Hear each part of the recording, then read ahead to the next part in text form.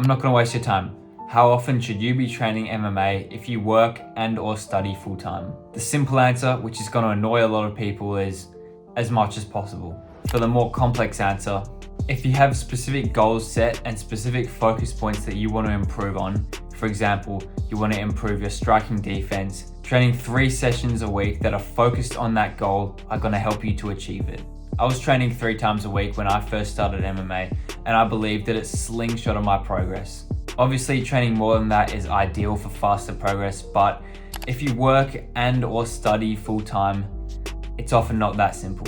Let me give you a few insights. Insight number 1, consistency beats inconsistent volume. If you can train 6 times a week consistently already, congratulations, you don't need this video. You may as well leave right now. However, if you feel like you can't train 6 times a week because there's absolutely overload on the body and you can't keep it up consistently, you need to be smarter about your training. Let me help you out. If you train 6 times a week straight off the bat without working your way up, your chances of getting wrecked and injured go way up, and they are much higher than the person who started at 3 times a week, got into a consistent rhythm, then slowly up the volume up to 6 times a week. But look, that's great if you have the time to up it till 6 times a week, but what if you are really restricted and you don't have that time to up it till 6 times a week? If you only have time for 3 sessions a week, then do that every week. I know there are so many things that can get in the way of your training, but if you really stick to it and stick to your 3 times a week, obviously some weeks you'll have things on, but for the most part, if you can stick to 3 times a week, the numbers are really gonna stack up for you. Over just 1 year, you would have trained 144 times, assuming you take off 4 weeks from the year, so we're left with 48 weeks in the year. If you train 3 times a week for 48 weeks, that is 144 times per year. You want to tell me that training 144 times is bad? Hell no. That's at least 144 hours of training in this sport that you didn't have before. So the moral of this insight is to train as many times as you can a week consistently. And over a long period of time, those numbers are going to start to stack up. If that means you can only train 2 times a week because you're a really busy guy, do that. Over 48 weeks, that's 96 hours of training you wouldn't have had before. So moral of the insight, be consistent, don't overdo the volume if you can't handle it. Insight number 2, prioritize specific areas of your training. If you're one of those guys who says they really want to improve their grappling, but all you do is go to boxing class, what are you doing? The training split I used when I first started MMA was a 2-week split. So training 3 times a week. That first week, I would do 2 striking sessions and 1 grappling session. Then the second week, I would do 2 grappling sessions and 1 striking session. This split worked pretty well for me and gave me a lot of practice over those basics in MMA for that first season of my training. I've also had other seasons of my training where I've been preparing for jiu-jitsu comps, so I was doing mostly grappling sessions. Right now, I'm really focusing on my striking, so I'm going to mostly striking and MMA sessions. The point I'm trying to make is to decide on one focus point that you know and you want to focus on for the next season of your training, whether that be 1 week, whether that be a couple months. So if you want to improve your wrestling, make that decision and go train wrestling 2 to 3 times a week consistently. And then if you could fit it in, add 1 more session a week for your striking so that your striking skills don't fall behind.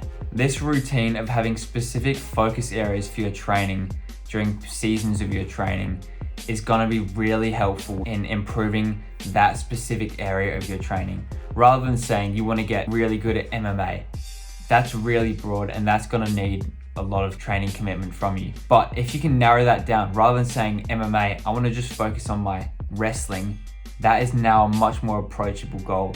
So now just training 2 to 3 times a week on that wrestling with maybe 1 time a week for striking so you don't lose that.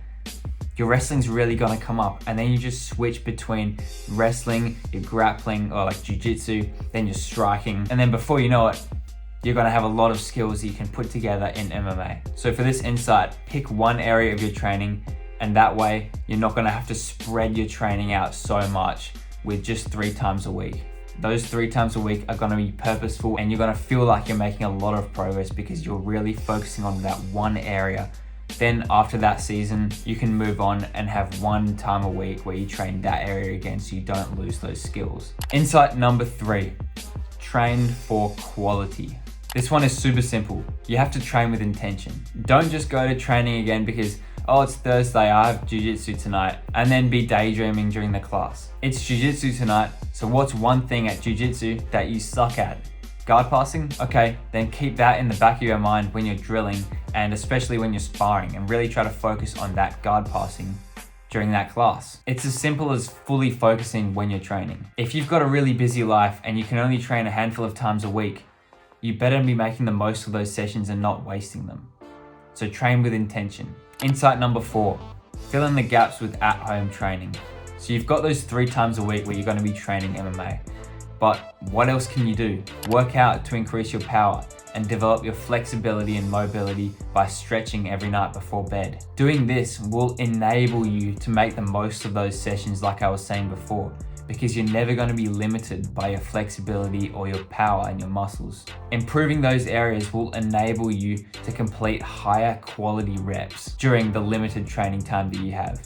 Here's a quick example. Imagine this. We've got an inflexible, weak person and an athletic, flexible, strong person who's been doing his stretches and working out at home. For this example, they're drilling high kicks. The weak person doesn't have the flexibility to reach the head with his kicks just yet, so he can only get it to belly height. And anything above that, his technique goes out the window because he simply cannot reach that height.